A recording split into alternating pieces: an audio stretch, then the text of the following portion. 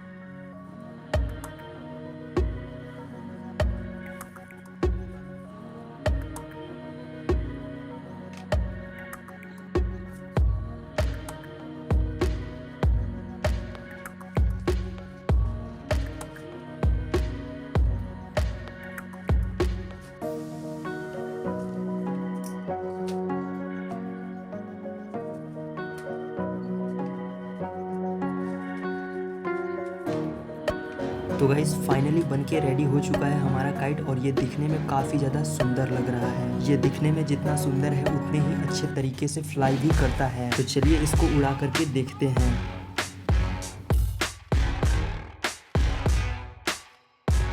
और साथ ही ये भी बताएं कि क्या आप भी ऐसा कुछ बनाना चाहते हैं। कमेंट करके अपनी राय ज़रूर दें। और गाइस वीडियो अच्छा लगा तो एक लाइक करें और सब्सक्राइब करें हमारे चैनल को। वीडियो देखने के लिए धन्यवाद।